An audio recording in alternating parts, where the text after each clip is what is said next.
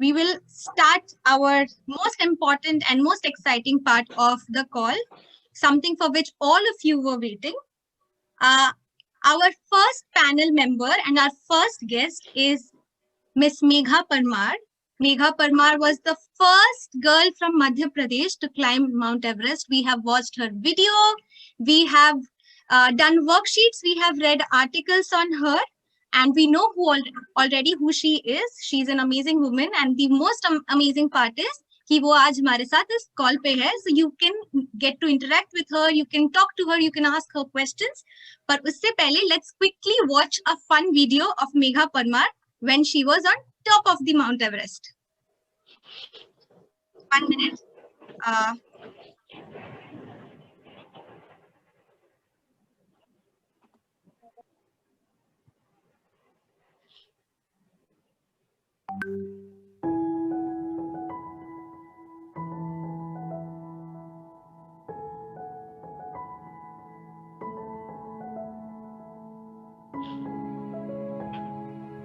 जय हिंद। मेरा नाम मेघा परमार है और मैं मध्य प्रदेश की पहली लड़की हूँ जिसने दुनिया की सबसे ऊंची चोटी माउंट एवरेस्ट को फतह किया है। माही छुरी ने ऐसा किया। ये वो चिंगारी थी जो मेरे छोटा सा ग्रेजुएशन वॉक के लिए और क्या कहूँ, गाना तो मुझे वही याद आता है। आज मैं ऊपर आसमान नीचे, आज मैं आगे।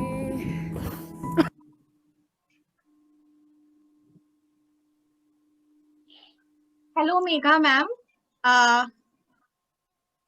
अगर Palak, can you do that? Yes. Hello. हाँ, हेलो मैम। ओके मैम आपको आवाज आ रही है? जी मैम, आपको हमें आपकी आवाज आ रही है। Thank you so much ma'am कि आप हमारे क्लासरूम के कॉल में आए। सारे बच्चे और हम टीचर्स भी आपको देख के बहुत ज्यादा एक्साइटेड है और सारे बच्चे आपके बारे में सब कुछ जानते हैं, तो आपके लिए कोई इंट्रोडक्शन नहीं है, पर फिर भी Megha Parmar, first girl from Madhya Pradesh to climb Mount Everest, is here with us. Ma'am, मैं आपसे कुछ एक सवाल पूछूंगी और उसके बाद हम बच्चों से बोलेंगे, बच्चों के लिए खोल देंगे कि अगर उनके पास बहुत सारे सवाल है और बहुत एक्साइटेड है वो लोग, तो मैं बिल्कुल टाइम नहीं खाऊंगी। तो मेरा फर्स्ट क्वेश्चन इज आपकी ओवरऑल जर्नी फ्रॉम एक विलेज इन मध्य प्रदेश, आप एक गांव से आते हैं in Madhya Pradesh, to climbing the Mount Everest. तो एक गांव से माउंट एवरेस्ट तक की आपकी जर्नी कैसी रही है? और उसी से रिलेटेड मेरी सेकंड क्वेश्चन है कि बीइंग अ गर्ल, एक लड़की होने के बावजूद ये जर्नी कैसी रही? क्या क्या आपको लगता है इसमें कोई मुश्किलें आई, क्या कोई ताने पड़े या लोग सपोर्टिव थे? तो हमें आपके जुबानी आपकी जर्नी जाननी है मैम। ओके, तो सभी को मेरा नमस्ते। बहुत प्यारे प्यारे बच्चे मुझे देख रहे हैं। हेलो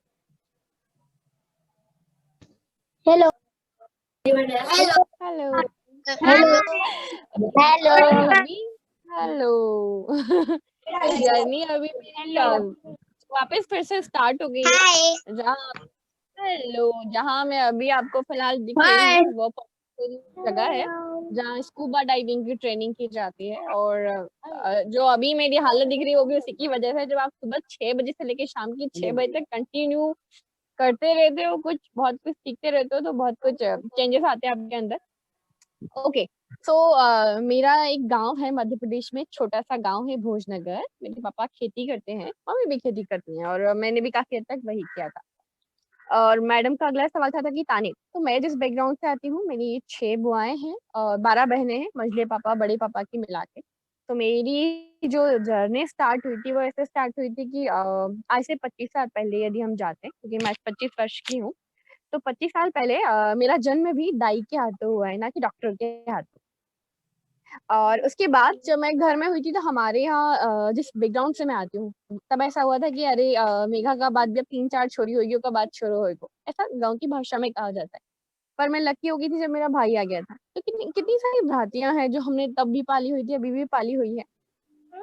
फिर असली टारगेट जो होता था वो ये होता था कि घर में सभी को चुपड़ी रोटी मिलती थी, भाई लोगों को, वो क्योंकि 3-4 थे, और हम लोग को कोरी रोटी देते थे क्योंकि हम 15-20 लड़कियां घर में थी, सारी मिला करके, सारी मतलब इकट्ठा मिला करके बहुत सारे। तब पहली बार लड़ाई शुरू हुई थी हल्की सी, जो घर की चिंगारी थी कि इनको चुपड़ी रोटी क्यों, मुझे कोरी रोटी क्यों, मुझे भी चुपड़ी रोटी चाहिए। बात बहुत छोटी थी, पर मुझे आज भी दही मक्खन घी उतना ही पसंद है जितना पहले पसंद है। और आप सबसे भी कहूंगी, सब कुछ खाया कीजिए, जो भी हमें मिल रहा है, हर चीज हमें बहुत पौष्टिकता दे रही, ना ना ना किसी चीज में नहीं करना है, ठीक है। खाओगे नहीं अच्छी से ताकत कैसे आएगी, है ना। माइंड भी चलना जरूरी है, बॉडी भी चलना जरूरी है। और फिर अगला ये होता था, उस समय जवाब आता था कि तुम्हें खिला के क्या करेंगे, थोड़ा उनके खिलाएंगे तो वो कल से काम करेगा, तुमको खिला के क्या करेंगे। तो ये बात मुझे बहुत पिंच करती थी, और हमेशा ये कहा जाता था कि तुम तो 3-4 साल बाद ससुराल चली जाओगी, हम छोड़ा उनके, क्योंकि मेरे भाई लोग सभी गवर्नमेंट स्कूल में पढ़े हैं और हम सब गवर्नमेंट स्कूल में पढ़े हैं। तो ये होता था कि अरे तुमको पढ़ा कर क्या होगा, इनको पढ़ाएंगे तो आगे ये ऑफिसर बनेंगे, बड़ी बड़ी चीजें होंगी। पर वहीं से वो होता था कि पता नहीं क्या होगा, पता नहीं क्या हुआ। और मेरी लाइफ का सबसे खतरनाक समय तब आया था जब मैं एक गांव से आगे पढ़ने के लिए अपने मामा साहब के घर गई थी, मतलब मेरे मामा जी के यहाँ गई थी। जब हम हमारे मम्मी पापा से दूर होते हैं ना, मम्मी पापा से तो हम जिद करके बोल सकते हैं कि मेरे को ये चाहिए वो चाहिए। जब हम दूसरों के घर होते हैं तो एक टमाटर फ्रिज में से निकालने से पहले भी सोचना पड़ता है हम ले या ना ले। इस तरह की सिचुएशन आपको हैंडल करनी पड़ती है। दूसरा, जब आप दूसरों के घर पे रहते हो तो आप कुछ भी चीज की डिमांड नहीं कर सकते, आपको ढेर सारा वर्क करना होता है, काम करना होता है। कई दफा इतनी जोरों की भूख लगती थी कि जो ठंडी चपाती होती थी 2 दिन पुरानी, वो भी गर्म करके खा लेते थे, क्योंकि किसको बोलेंगे कि रोटी बना के हमें दे दे। इसलिए हमेशा अपने पेरेंट्स की इज्जत कीजिएगा, वैल्यू कीजिएगा।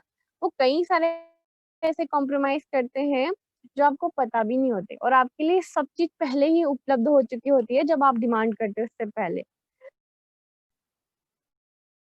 अह, और जब मैं क्लास पास किए, डिसाइड हुआ था कि 12th के बाद हमारे यहाँ सारी बहनों की शादी एक साथ की जाती है।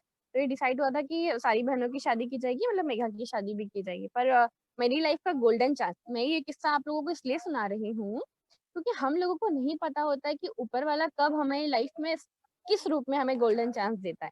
तो मेरी लाइफ का गोल्डन चांस ये था कि उसी समय जब मैंने 12th पास किया था, और मेरे एक भाई लोग पढ़ने के लिए शहर गए थे। शहर मतलब एक सीहोर जिला है जहाँ बहुत अच्छे स्कूल है, पर वो पढ़ाई नहीं करते थे, वो वापस भाग भाग के गाँव आ जाते थे, मतलब वापस गाँव आ जाते थे। तो घर वाले के बड़े लोगों को चिंता हुई, लड़कों को तो पढ़ाना है भाई अच्छे से।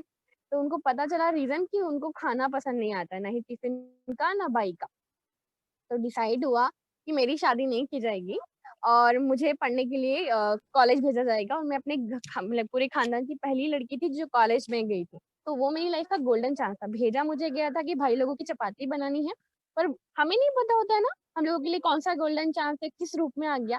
तो मेरी शादी पे ब्रेक लग गया। और मैं आपको बता दूं कि आज से 1 साल पहले तक मेरी खुद की मंगनी को 17 साल पूरे हो गए। मैं जिस बैकग्राउंड से आती हूँ, वहाँ हम लोगों के यहाँ बचपन में एंगेजमेंट ऐसे की जाती है कि एक नारियल इधर से उधर दे दिया जाता है, हमारे यहाँ सगाई हो जाती है। तो वही था, मेरी शादी में ब्रेक लग गया। 30 साल मेरी शादी नहीं होगी। जब मैं सीहोर आई तो गवर्नमेंट गर्ल्स कॉलेज में मेरा एडमिशन हुआ। कोई लड़कियां लड़कियां थी वहाँ पे, मैं गाँव से आई थी। मेरे लिए तो अंग्रेजी भी 2 तरह की थी, आप क्या कर रहे हो और हाउ आर यू। कभी भी हम गांव से बाहर नहीं निकलते तो हम तो हमारी लोकल लैंग्वेज में बात करते हैं, जैसे आप मराठी बात करते होंगे कुछ लोग, तो मराठी सब जगह बात करोगे, प्रॉपर हिंदी थोड़ी नहीं बोलोगे। वैसे ही मेरे साथ था। और जब मैं घर पे रहती थी तो मुझे, हम लोगों का जो मकान था वो दूसरी मंजिला पे था, और मुझे हैंडपंप से ढेर सारा पानी लेके जाना पड़ता था, बड़ी बड़ी बाल्टियों से, दूसरी मंजिला इमारत से। और मैं हर सुबह सोचती थी कि अरे को इतनी मेहनत क्यों करनी पड़ती है भाइयों को नहाने का, पूरा पानी लेके, मतलब 16-17 ट्रिप मेरी ऊपर कंटिन्यू लगती थी छत पे। सुबह 4 बजे उठना है, ढेर सारा पानी भरना है, ढेर सारी चपातियां बनानी है, सबके टिफिन पैक करने हैं, खुद को कॉलेज जाना है। पर मुझे आज ये लगता है जब मैं पीछे पलट के देखती हूँ, शायद उस दिन मैं इतने डेली डेली सुबह पानी नहीं भरती तो क्या मेरे पैर इतने मजबूत होते कि वो माउंट एवरेस्ट चढ़ जाए। मतलब ऊपर वाला जाने अनजाने मेरा वर्कआउट करवा रहा था, बस मुझे ये नहीं पता था कि वो वर्कआउट किस रूप में हो रहा है ना। फिर अब आते हैं गर्ल्स कॉलेज की बात। जैसे आप लोग भी स्कूल में होंगे तो पीछे पीछे खड़े होते होंगे कि टीचर हमें देख ना ले। पर मेरे कॉलेज में एक चीज था कि हमेशा डेली एक लाइन आपको बोलनी होती थी, और वो रूल था, सबका चांस आता था। जिस दिन मेरा नंबर आया, मैंने कभी स्टेज पे, मैं आज तक खड़ी नहीं हुई हूँ, और उस लाइन को बोलने के लिए मैंने पूरी रात मेहनत की थी। और लाइन ऐसी थी, काम करो ऐसा कि पहचान बन जाए, हर कदम रखो ऐसा कि निशान बन जाए, क्या जिंदगी तो हर कोई जीता है, पर कुछ ऐसा करो कि मिसाल बन जाए। है ना, लाइन बहुत प्यारी है ना। उस लाइन को जो मैंने कंटिन्यू पढ़ा तब मुझे महसूस हुआ कि कुछ तो ऐसा करना है ना कि मिसाल बनना चाहिए। ऐसे तो हम पैदा हुए, जॉब की, खत्म हो गए, क्या अर्थ रहा। पर जब मैं स्टेज पे खड़ी हुई थी और सारी आंखें मुझे ऐसे देख रही थी और मेरे हाथ पैर ऐसे कांप रहे थे। आप सबके साथ भी कभी हुआ होगा ना, जब आप स्टेज पे पहली बार खड़े हुए होंगे, हाथ पैर कांप रहे होंगे। सेम मेरे साथ वही हुआ था। पर वो क्या कहते हैं, डर के आगे जीत है। वही चीज हुआ। मैंने पहली बार लाइन बोली और मेरे अंदर कॉन्फिडेंस आ गया। क्या होगा, थोड़ी देर गहरी सांसें लूंगी, सब नॉर्मल हो जाएगा। और वो डर मेरी जिंदगी का आखिरी डर था। उसके बाद मुझे कभी डर नहीं लगा। जब भी आपको डर लगे, गहरी सांसें लेनी है, क्योंकि डर लगता है तो हमारी सांसें बहुत छोटी छोटी हो जाती है। हम बिल्कुल छोटी छोटी सांसें लेना शुरू कर देते हैं, हमारी सांसें फूलने लग जाती है। तो हमें हमारी सांसों पे बहुत कंट्रोल होना चाहिए। हर चीज का जवाब है हमारी सांसें। गहरी सांस लो, हाँ, हो गया, बोल दिया, खत्म।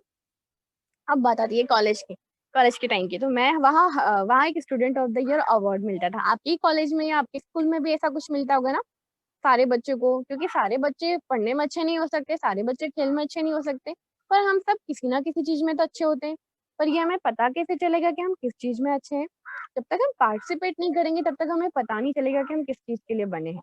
वही तो, कॉलेज के दिनों में मैं हर चीज में पार्टिसिपेट करती थी, डांसिंग, एक्टिंग। और हमेशा टारगेट होता कि मैं अपना श्रेष्ठ दूं, सर्वश्रेष्ठ दूं, 100% दूं, कुछ भी कमी ना छूटे। और जब हम हमारा बेस्ट देते हैं तो हम सब कुछ अचीव कर सकते हैं जो हम चाहें। तो मुझे ढेर सारी ट्रॉफीज मिली थी। Student of the year award मिला था, स्पोर्ट्स में अच्छी थी, मेरे पिताजी को बुलाया गया, उनको प्राउड फील हुआ कि अरे मेरी बच्ची ने इतनी सारी ट्रॉफी जीती है, student of the year award जीता है। तो हम सब बच्चे वो होते हैं, हमारे पेरेंट्स को भी हमें फील करवाना पड़ता है ना कि वो हम पे विश्वास करे, ट्रस्ट करे। मेरे पिताजी तो बेचारे गाँव से हैं, उनको तो कुछ भी नहीं पता है, बहुत मासूम है। उसके बाद कॉलेज की बारी आती है। कॉलेज में मैं नेशनल सर्विस स्कीम में थी, एनएसएस में। और मैंने बहुत सारे काम किए, दो गाँव का एलईडी युक्त किया। तब मैं सोशल लाइफ को जी, हमारे अंदर इतनी एनर्जी होती है, या तो हम कार्टून देख के दिन भर टीवी के सामने बर्बाद कर दें, या कॉपी में लिख के करें कि आज का एक दिन है और मैंने क्या किया, आज मैं दिन भर में क्या कर सकता हूँ, है ना। हम क्यों दूसरों की क्या बोलते हैं आज की यूट्यूब की भाषा में, व्यूअर्स बढ़ाने के चक्कर में हमारा कीमती समय इंटरनेट और इनको दे। जब हमें देखना होगा वो चीजें देखें। हम फोन खोलते हैं और बहुत सारा समय हमारा बर्बाद कर देते हैं। ऐसा कभी नहीं करना है। बहुत कम समय हमारे पास है और हमें बहुत सारा अचीव करना है, क्योंकि हमारे पास बहुत छोटी लाइफ है और बहुत कम समय होता है। ठीक है। तो जब मैंने स्पोर्ट्स में पार्टिसिपेट किया तब मुझे लगा कि हाँ, मैं खेल में बहुत अच्छा कर सकती हूँ। और उसके बाद मैंने इंडिया को रिप्रेजेंट किया था मालदीव में। वो मेरी जिंदगी का टर्निंग पॉइंट था, जब मुझे पहली बार खुद के ऊपर भरोसा हुआ था कि नहीं, मैं कुछ अलग कर सकती हूँ। जब मैंने 3 मिनट भारत के बारे में बोला था कि हमारे भारत में सब कुछ है। इसे सोने की चिड़िया इसलिए कहा जाता है क्योंकि ये सोने का है, इसलिए नहीं, क्योंकि यहाँ सब कुछ है। जैसे कि यहाँ समंदर है, यहाँ पर्वत है, यहाँ मरुस्थल है। ऐसी कौन सी कंट्री है जिसमें सब होगा? या तो किसी देश में मरुस्थल ही होगा, या किसी देश में समंदर होगा, या किसी देश में पहाड़ होगा। पर इंडिया पूरे विश्व में एकमात्र ऐसा देश है जहाँ सब कुछ है। और या तो किसी देश में क्रिश्चियन होंगे, या किसी देश में हिंदू होंगे, या किसी देश में इस्लाम होगा। पर हमारा देश एकमात्र ऐसा देश है जहाँ सारे धर्म रह के साथ रहते हैं और हम खुश रहते हैं। कितने सारे त्योहार है, कितनी सारी बोलियां हैं, कितना सारा काम है, और फिर भी हम सब कितने खुश रहते हैं। इसलिए हमारे देश को सोने की चिड़िया कहा जाता है। ठीक है। और विभिन्न तरह के लोग हैं, सब तरह के रंग रूप के लोग हैं। ना हमारे यहाँ गोरे गोरे लोग हैं, ना हमारे यहाँ सांवले सांवले लोग हैं, हम सब मिक्सअप है ना। तब मुझे कॉन्फिडेंस पहली बार खुद के ऊपर फील हुआ। मैं पहली बार फ्लाइट में बैठी थी। मैं हमेशा हर एक चीज को ऐसे देखती हूँ जैसे पैदा होने के बाद बच्चा कैसे जिज्ञासु रूप में हर चीज को देखता है, सेम हर चीज को आप इतनी गहराई से देखिएगा कि एक एक चीज को नोटिस कीजिएगा। वो मेमोरी आपकी लाइफ में कभी नहीं जाएगी फिर, और वही आपको सिखाती है। तो ये मेरी लाइफ का टर्निंग पॉइंट था जब मैंने मालदीव में इंडिया को रिप्रेजेंट किया था। पहली बार खुद के ऊपर कॉन्फिडेंस आया था कि कुछ करना है, कुछ करना है, कुछ करना है। और वो कुछ का जवाब नहीं मिल रहा था कि कुछ क्या करना है। छोटी छोटी नौकरियां भी की। और एक कमी जो मेरे अंदर थी, जो है, और वही मेरी ताकत है, मैं बहुत जिद्दी हूँ। या इस जिद की वजह से मैंने मम्मी की मार भी बहुत खाई है। और वही मेरी जिद है कि वही मेरी ताकत है। यदि आज डिसाइड हो गया कि मुझे गाँव जाना है, तो मेरा साइकिल पंचर हो जाएगा तो मैं उसको रिपेयर करूंगी, स्कूटी से हूँ तो वो करूंगी, बारिश हो रही होगी तो रेनकोट पहनूंगी। मुझे ये पता है कि प्रकृति या ऐसी कोई सी भी नॉर्मल चीज मुझे रोक नहीं सकती। डिसाइड हो गया तो करना है तो करना है। और वही मेरी थोड़ी कमजोरी है कि कभी कभी बहुत डांट सुननी पड़ती है मम्मी की मुझे। तो हम सबके अंदर बहुत सारी कमियां हैं, बहुत सारी वही हमारी ताकत है ना, खूबियां हैं, बस हमें ढूंढना आता है। अगली बात आती है असली पॉइंट पे कि मुझे कब पता चला कि मैं माउंट एवरेस्ट चढ़ने के लिए बनी हूँ। मैंने अखबार में पढ़ा उसी दरमियान जब मैं कॉलेज में थी कि मध्य प्रदेश के 2 लड़कों ने माउंट एवरेस्ट समिट किया। क्लिक हुआ, मध्य प्रदेश के 2 लड़कों ने किया, लड़की ने किया, बछेंद्री पाल मैम ने 32 साल पहले किया। वो लड़की मैं क्यों नहीं हो सकती, मुझे भी तो 2 हाथ पैर दिए हैं। जब हम ये सोच लेते ना कि मैं किसी से कम नहीं हूँ, तो हम कुछ भी अचीव कर सकते हैं, कुछ भी। सच में ट्राई करके देखना कभी, जब आप सोचते हो ना अरे मुझे भी तो 2 हाथ पैर दिए हैं, तुमको दिए हैं, मुझको दिए हैं, तो आप कुछ भी कर सकते हो, है ना? कभी फील किया आप लोगों ने ऐसा किया? अरे हाँ तो बोल दो, कभी ऐसा महसूस किया आप लोगों ने? मैम वो ऐसे थम्स अप दिखा रहे हैं हाँ बोलने के लिए। ओके, तो वहीं से मुझे पहली बार ऐसा लगा, पर हमने सोच तो लिया, करना बहुत टफ होता है। माउंटेनियरिंग का ट्रेनिंग इतना टफ होता है, just like semi commando training. वहाँ आपको सर्वाइवल सिखाया जाता है, कंफर्ट जोन से बाहर निकाला जाता है, 2 मैगी के पैकेट दे दिए जाते हैं आपको और 3 दिन तक सर्वाइव करना पड़ता है। जिस जगह मैं हूँ वहां भी सेम वैसी ही आर्मी की ट्रेनिंग की तरह ही हो रही है। इस जगह मैं भी स्कूबा डाइविंग के लिए हूँ। जैसे पहाड़ों पे चढ़ना टफ होता है तो समंदर की गहराई में जाना भी टफ होता है, जो भी मैं ट्रेनिंग कर रही हूँ। जितना आप अंदर जाते हो पूछना पड़ता है, हो सकता है आपका लंग्स ओवर एक्सपेंड फट जाए, आपके जब प्रेशर बढ़ता है तो आपके कानों में प्रॉब्लम हो सकती है। यहाँ जो मेरा कलर बिल्कुल उड़ चुका है, रंगत उड़ चुकी है। जब आप डेली समंदर से निकल के आते हो, सूरज की किरणें पूरी आपके ऊपर आती है, तो पूरा आप जल चुके होते हो। जब आप ढेर सारे सिलेंडर लेकर जाते हो तो आपको ये सुध भी नहीं होती है सुबह से शाम तक कि आपको कंघा भी करना है। तो ये ट्रेनिंग के टाइम होते हैं, आपकी लाइफ में भी होगा। तैयार होने का समय भी आता है हमारी लाइफ में जब हम स्टेज पे जाते हैं, शादियों में जाते हैं। और जब हम तैयारी करते हैं, ये मत सोचो कि मैं कैसा दिख रहा हूँ, क्या कर रहा हूँ। सबसे ज्यादा फोकस है कि अब मुझे क्या करना है और मैं कैसे कर रहा हूँ। और कुछ भी करने से पहले ये पूछिए, सोचिएगा अपने आप से, हमेशा पूछेगा ये मैं क्यों कर रहा हूँ, क्यों कर रहा हूँ, इसके करने से क्या होगा। हम सब सिर्फ करते जा रहे हैं आज के समय में, कभी क्यों नहीं पूछते हो आप लोग कभी अपने आप से ये मैं क्यों कर रहा हूँ? ये क्यों का जिस दिन आपको जवाब मिल जाएगा ना, आप बिल्कुल सही कर रहे हो, वरना कुछ भी ठीक नहीं कर रहे हो। पहले अपने आप से पूछना मैं जो भी कर रहा हूँ वो क्यों कर रहा हूँ। ठीक है, अब कहानी को आगे बढ़ाते हैं, जो अगला मैम टारगेट मैम स्टार्ट होता इससे है। मैम सो सॉरी मैं आपको तो कट कर रही हूँ। इस इसके बाद हम बच्चों से भी क्वेश्चंस पूछेंगे। तो अगर हम ये ओके ओके ओके मैं आपको रोकना नहीं चाहती क्योंकि हम सबको बहुत मजा आ रहा है आपको सुनते हुए। तो मैं बस आपको बता रही हूँ पहले ओके, से, इसके बाद हम बच्चों से भी क्वेश्चंस पूछेंगे, तो अगर आप उस हिसाब से आगे बताना चाहें। बिल्कुल बिल्कुल बिल्कुल Yes, and we have बिल्कुल five बिल्कुल more बिल्कुल बिल्कुल minutes. बिल्कुल। हम्म, जी मैम। ओके, और कितना समय बचा है मेरे पास? मैम 6 मिनट और उसमें बच्चे भी क्वेश्चन पूछेंगे। हाँ, ओके, डन डन डन, ठीक है। तो अब ये होता है कि जब मैं माउंटेनियरिंग की ट्रेनिंग करती हूँ तो माउंटेनियरिंग की ट्रेनिंग में आपको सर्वाइवल सिखाया जाता है। 2 मैगी के पैकेट में आपको जंगलों में रहना है, सर्वाइव करना है। और फर्स्ट टाइम जब मैं माउंट एवरेस्ट के लिए गई थी 2018 में, तो पहाड़ों के चैलेंजेस बहुत डिफरेंट हो जाते हैं। जब हम माउंटेन्स पे जाते हैं तो वहाँ पे आपकी सांसें बहुत छोटी हो जाती है, जैसे आप 6 मंजिला इमारत कैसे पार करते हो वैसे एक्लेराइजेशन प्रॉब्लम होता है। माउंट एवरेस्ट में 4 कैंप होते हैं, हर एक कैंप का डिफरेंट डिफरेंट टास्क होता है। हर रात को आपको 9-9 10-10 किलोमीटर चलना, मतलब सॉरी 9-9 10-10 घंटे चलना होता है। आप रात को क्लाइंबिंग करते हो क्योंकि उस समय स्नो हार्ड होती है। हमारे जो जूते होते हैं वो 2-2 किलो के होते हैं, जो हमारा बैग होता है वो 25 किलो का होता है। बेस कैंप से कैंप 1 हम जाते हैं 6100 मीटर। जब हम वहां पे पहुंचते हैं दूसरे दिन, डिहाइड्रेशन की वजह से ये होंठ सफेद पड़ चुके होते हैं। लोगों को प्रॉब्लम होती है, कुछ लोगों को खून की उल्टियां होना शुरू हो जाती है, डिफरेंट डिफरेंट चीजें। और ऊपर जाते हैं तो और एल्टीट्यूड प्रॉब्लम की वजह से और डिफरेंट चीजें फेस करनी पड़ती है। चेहरा स्नो ब्लाइंडनेस की, सनबर्न की वजह से पूरा जल चुका होता है। कैंप 3 मतलब 70 डिग्री का ग्रेडियंट, जब आपको वॉशरूम भी जाना होता है तो कैराबिन अटैच करके जाते हो। उसके बाद आता है समिट पुश, जहाँ पे आपको जब कैंप 3 से कैंप 4 जाते हो जिसे डेथ जोन कहा जाता है, और डेड बॉडीज तक आपको दिखती है। कई दफा आपको उनको डेड बॉडीज को पार करके जाना पड़ता है। उस समय आपका दिल हमेशा ये बोलता है कि कैसे मैं जाऊंगा। पर ये सब हमारे जीवन में भी कई सारे ऐसे टास्क आते हैं, जब हम हिम्मत हार रहे होते हैं तब खुद को केवल एक ही चीज बोलिए, एक एक कदम धीमे धीमे बढ़ाना है, मैं चलते चलते मंजिल तक पहुंच जाऊंगा। मैं अपने आप से ये बोलती थी कि जब तक मैं चढ़ूंगी नहीं तब तक छोड़ूंगी नहीं, यही मेरा गूढ़ मंत्र था। फाइनली 18 घंटे की चलने के बाद, समिट पुश खत्म होने के बाद मैं टॉप ऑफ द वर्ल्ड पे थी।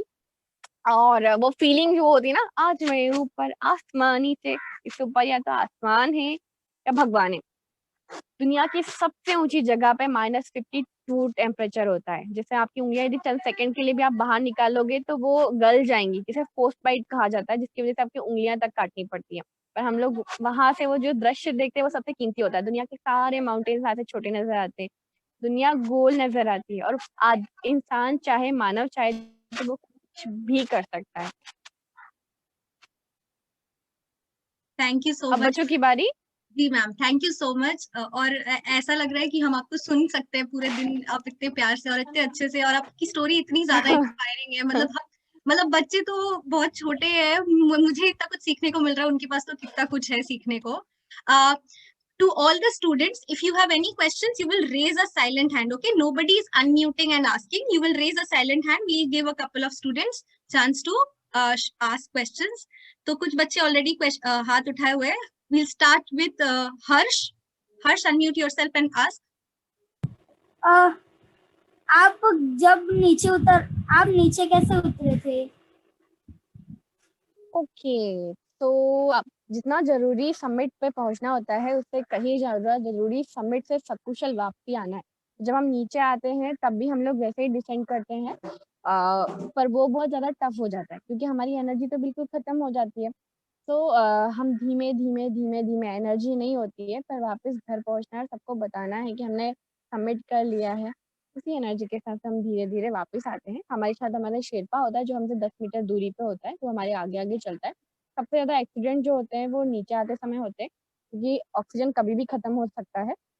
तो ये हमें कभी भी नहीं भूलना चाहिए, जब हम, चाहे वो लाइफ हो गई या किसी माउंटेन का शिखर हो गया, शिखर पे पहुंचना जितना जरूरी होता है, नीचे आना भी उतना ही जरूरी होता है। तो हमेशा सेफ्टी को ध्यान में रख के आना होता है, चाहे कुछ भी क्यों ना हो जाए। हम जब डाउन आते हैं तब और ज्यादा सेफ्टी का ध्यान रखते हैं, क्योंकि कभी भी फॉल हो सकता है, एनर्जी नहीं होती, ऑक्सीजन कभी भी खत्म हो जाएगा। बहुत लिमिटेड टाइम में धीमे धीमे धीमे, पहले कैंप 4 आते हैं, फिर कैंप 3 आते हैं, और लगातार 12 घंटे चलने के बाद हम लोग बेस कैंप पहुंचते हैं। मैम, इससे पहले मैं एक और बच्चे से पूछूं, मुझे बहुत क्यूरियोसिटी है जानने के लिए कि आप जब माउंट एवरेस्ट से चढ़ के फिर वापस अपने घर आए, तो क्या आपको लगता है कि लोगों का बर्ताव आपके प्रति थोड़ा बदल गया था, और फिर आपको वो ऐसे लड़की की तरह नहीं देख रहे थे, छोरी की तरह नहीं देख रहे थे, और माउंटेनियर, एवरेस्टर, मेघा परमार की तरह देख रहे थे? ऑफ कोर्स, चाहे वो कोई सी सक्सेस क्यों ना। जब मैं घर आई थी तो मेरे पापा को लोग कंधे की तरह कंधे पे बिठा के बिल्कुल घूम रहे थे। और मेरे खुद के जीवन में जो सबसे बड़ा चेंजेस आया था वो ये आया था कि मेरी वजह से कई लड़कियां पूरे मध्य प्रदेश या पूरे भारत देश में इंस्पायर हो रही हैं। उनके मम्मी पापा उन पर ट्रस्ट कर रहे हैं कि उनको आजादी दे रहे हैं। बहुत सारा चेंजेस आया, बहुत ही सारा। पहले क्या होता था, थोप दिया जाता था कि आप 12th करो, बीए करो, यही करो। अब ये है कि जो भी करना है अच्छा करो। मेरे पापा हमेशा मुझे एक लाइन बोलते थे कि तू जो भी करना बेटा, बस ये सोच के करना, तुम अच्छा करोगी तो भी मेरा नाम होगा, तुम बुरा करोगी तो भी मेरा नाम होगा। ये चेंजेस में मेरे आने के बाद हर लड़की के अंदर देखा है कि सब लोगों को फिक्स हो चुका है कि उन्हें जो भी करना है वो अच्छा करना है। दूसरा, जब मैं आई थी तो मध्य प्रदेश की जीके की बुक में नाम आना, सेलिब्रिटी की तरह ट्रीट करना, और मध्य प्रदेश की कैबिनेट में सम्मान होना, देश के गृह मंत्री जी से मिलना, देश के खेल मंत्री जी से मिलना, ये सब मेरे जीवन के बहुत बड़े बड़े अचीवमेंट थे। और सबसे बड़ा जो अचीवमेंट और जो अंतर आया था कि कई लड़कियों के प्रेरणा के रूप में मुझे देखा गया, और बहुत सारी लड़कियों के जीवन में अंतर आए। फोन आते बच्चियों के, वो असली चेंजेस है मेरे लिए। Thank you ma'am. Yasmin, you are raising hand. Yasmin, आपके पास क्वेश्चन है? ये दीदी आपके मॉम एंड डैड आपको इजाजत दिए थे जाने के लिए भी? मम्मी पापा को तो हमेशा मनाना पड़ता है, इजाजत तो स्टार्टिंग में वो नहीं देते हैं। पर जब भी हम कोई भी बच्चा क्यों ना हो, जब वो अच्छा करता है और वो करके दिखाता है। मैंने स्टार्टिंग में आपको एक छोटा किस्सा बताया था कि पहले मैंने ढेर सारी ट्रॉफी जीती, बहुत सारा पार्टिसिपेट किया, पापा को कॉन्फिडेंस आया कि अरे मेरा बच्चा बहुत होशियार है, बहुत कुछ कर सकता है। जब आप भी ये करके दिखाओगे ना, तब हमारे मम्मी पापा हमें आगे बढ़ाते हैं। और दुनिया में ऐसे कोई से मम्मी पापा नहीं है जो ये नहीं चाहते कि उनका बच्चा आगे बढ़े। ठीक है, जब हम अच्छा करते हैं तो हमारे मम्मी पापा बिल्कुल ढाल बन के पीछे खड़े होते हैं ना, है ना? बिल्कुल। आपके मम्मी पापा चोट लग जाता है तो सबसे पहले आपको उठाने कौन आते हैं? मम्मी या पापा? करते हैं ना, तो आपके मम्मी पापा कभी नहीं चाहते, हाँ, वो चाहते हैं कि हमेशा उनका बच्चा कुछ अच्छा करे। आप अच्छा करोगे तो आपके मम्मी पापा ऑटोमेटिकली आपको सपोर्ट करेंगे, पर उनको बताना आप क्या कर रहे हो, कैसे कर रहे हो, और हो सकता है कई दफा वो आपका मार्गदर्शन करे, ठीक है। राइट, हार्ड वर्क मेहनत अगर करेंगे तो मम्मी पापा जरूर सपोर्ट करेंगे, मैम बोल रही है। दो बिल्कुल। और बच्चों से क्वेश्चंस पूछ सकते हैं, hands raise please. Okay, Mantasha, do you have a question? No. Oh, sorry, I have to hear Megha ma'am story. अच्छा, okay. I like to hear that. Mantasha कुछ सवाल नहीं पूछना चाहती, वो बस आपसे सुनना ही चाहती है। ओके, अब lot of Aafreen, go ahead, Aafreen and then Maithili. Hi Megha Didi, I want to ask you, where was the mountain you climbed? आवाज नहीं आ रही है मुझे आपकी। To Afreen, speak a little loudly, and if you can speak it, it will be better for everyone. Hi Didi, हाँ हाँ हाँ जी, हाँ, बोलो। Afreen. where was the mountain you climbed? वो पूछ रही माउंट एवरेस्ट किधर है। वो ओके, तो माउंट एवरेस्ट नेपाल और चाइना की बॉर्डर पे है। माउंट एवरेस्ट को दोनों साइड से क्लाइंब किया जा सकता है, नेपाल साइड से और चाइना साइड से, ठीक है। एवरेस्ट की हाइट है 8848 मीटर, जो अभी बढ़ गई है नई वाली जो रिसर्च किया गया उसके हिसाब से। अब उसकी हाइट हो गई है 8848 मीटर, 86 पॉइंट, ठीक है। और ये दुनिया का सबसे टफेस्ट माउंटेन है, क्योंकि यहाँ सबसे ज्यादा डेथ होने के चांसेस होते हैं, बहुत सारी चीजें होती हैं। और चाइना साइड से भी क्लाइंब करते हैं तो उधर विंड बहुत ज्यादा होती है। नेपाल साइड से क्लाइंब करते हैं तो आपको बहुत सारे कुंभू ग्लेशियर पार करने पड़ते हैं, 4 कैंप होते हैं। और ये दुनिया का सबसे ऊंचा माउंटेन है, जिसको अलग अलग नामों से जाना जाता है। कोई माउंट एवरेस्ट के नाम से जाना जाता है, लोकल भाषा में नेपाल में सागर माथा के नाम से जाना जाता है, और तिब्बत साइड चोमोलंगा के नाम से जाना जाता है। इतनी इन्फॉर्मेशन काफी है। Yes. बिल्कुल मैम, बिल्कुल। Didi, I also want to. My mother also want to ask. मेरी मम्मी चाहते हैं आपसे पूछने की। अच्छा आफरीन, आपकी मम्मी का क्वेश्चन आप चैट बॉक्स में लिखोगे, तब तक हम किसी और से पूछे। बाबा, सब बहुत बहुत बच्चे हैंड रेज कर रहे हैं, आप चैट बॉक्स में Okay, अपनी दीदी। क्वेश्चन लिखोगे, हम जरूर पूछेंगे। I know lot of students are asking, raising hands. I am so sorry बाबा। If you have any questions, write in the chat box. Maithili, then Aayush, और अगर टाइम बचा तो जोया भी पक्का। Yes Maithili, quickly. दीदी, आप कैसे माउंटेन चढ़े थे? मैं कंटिन्यू रुकी नहीं थी, इसलिए मैं माउंट एवरेस्ट चढ़ी थी। क्योंकि आप गिर भी हम सबका सकते शरीर थे। थक। हाँ बिल्कुल, क्यों नहीं। हाँ, आप एवरेस्ट मूवी देखना, बड़े बड़े लेडर होते हैं, 46 लेडर पार करने पड़ते हैं, पैर बिल्कुल कांप रहे होते हैं। एक छोटी सी रोप होती है, उसी के सहारे चलना होता है। शरीर मतलब हम लोगों को खाने को कुछ भी नहीं मिलता है, तो पानी बर्फ खोदते, पिघलाते, पानी पीते, पर हम लोग एक चीज है तो जिसके वजह से चलते हैं, वो होता है रुकना नहीं है, कंटिन्यू चलते रहना है। जब तक हम टॉप पे नहीं पहुंच जाएंगे तब तक छोड़ना नहीं है। और वही लाइफ का रूल है। क्या होता है, जैसे आप होमवर्क स्टार्ट करते होगे तो आधे होमवर्क के बाद कैसा मन करता है, अरे यार अब कल कर लूंगा, अब तो मेरा हाथ दर्द कर रहा है, होता है। तो जब भी हम आधा कुछ करते हैं तभी हमारा दिमाग, हमारा शरीर बोलता है इसे छोड़ दो। तो याद रखना, उतना पीछे जाने से अच्छा है, उतना ही रास्ता पार किया आपने, वापस अगले दिन के लिए वेट किया, इससे अच्छा है कि पूरा एक दिन में कर दो। कल तो कभी आता ही नहीं है, तो जब तक आप उसे पूरा नहीं करोगे, छोड़ोगे नहीं, तो लाइफ का आपका कोई सा भी काम कभी भी रुकेगा नहीं, और आप कुछ भी कर सकते हो टालने की आदत छोड़ने की वजह से, ठीक है। दीदी, मैथिली 1 मिनट बाबा, हाँ जी। सो सॉरी बाबा, सो सॉरी मैथिली। एक बहुत इंटरेस्टिंग क्वेश्चन सनी ने चैट पे पूछा, उसने पूछा what was at the top, ऊपर जाके था क्या, आपको क्या दिखा ऊपर जाके? ये तो मैंने स्टोरी में भी बता दिया था कि आप सब किताबों में पढ़ते हो दुनिया गोल है, दुनिया गोल है, पर किसी ने देखा दुनिया गोल है? नहीं ना। तो जब आप ऐसे करके सेल्फी लेते हो तो कर्व दिखता है, तो वहां से पता चलता है हाँ पूरी दुनिया सच में गोल है। दुनिया के सारे माउंटेन्स वहां से छोटे छोटे छोटे छोटे से नजर आते हैं। और सबसे बड़ी चीज, मैं भोर के समय गई थी, आपके भोर मतलब 4:30-5 बजे के लगभग। तो आप इंद्रधनुष देखा है आपने? इंद्रधनुष केवल 7 रंग का छोटा सा होता है। भोर के समय जाते हैं तो जो व्यू देखने लायक होता है वही होता है कि पूरा आसमान सतरंगी, पूरा मतलब पूरा गोल आसमान सतरंगी रंग का होता है। और उसको देखने के लिए टॉप ऑफ द वर्ल्ड पे जाना पड़ता है। तो ये सब देखने के लिए टॉप ऑफ द वर्ल्ड पे कहते हैं। Thank you, ma'am. Ayush, go ahead. How was your journey? How was your journey, ma'am? Ma'am ने तो शेयर किया ना स्टार्टिंग में, how was her journey? Ma'am आप उस आयुष को बहुत टफ लाइन में और बहुत अच्छा। Thank you. ओके, जोया बहुत देर से बेचारी हाथ रेज की हुई है, एक लास्ट चांस उसको देते हैं। Very sorry for everyone else. Zoya, go ahead quickly. दीदी, आप जब भी आप माउंटेन पे चढ़े थे तो आपको थोड़ा स्केट फील हुआ होगा ना? हाँ जी, डर तो हमेशा लगता है। पहली बार जब मैं स्टेज पे चढ़ी थी तभी मेरे पैर कांप रहे थे। हम कुछ भी नई चीज शुरू करते हैं, डर हमें लगता है, पर हमें उस डर को हराना होता है। कैसे हराते हो? जो मैंने बताया था, गहरी सांस लेते हो और छोड़ते हो। ऐसी कोई सी चीज नहीं है दुनिया में जो हमें डरा सकती है, ठीक है? चाहे वो भूत का डर हो गया, काम का डर हो गया, या किसी चीज को करने का डर हो गया, या ऊंचाई से कूदने का डर हो गया, पानी की गहराई में जाने का डर हो गया। करके तो देखो, डर अपने आप खत्म हो जाएगा। हम करते नहीं है इसलिए हम डरते हैं, ठीक है? और डर सबको लगता है। दुनिया में ऐसा कोई इंसान नहीं है जिसको डर नहीं लगता। वो जो लोग झूठ बोलते हैं, जो कहते हैं कि हमें डर नहीं लगता, ठीक है? सबका डर अलग अलग होता है। किसी को काके से डर लगता है, किसी को अंधेरे से डर लगता है, किसी को मम्मी से डर लगता है।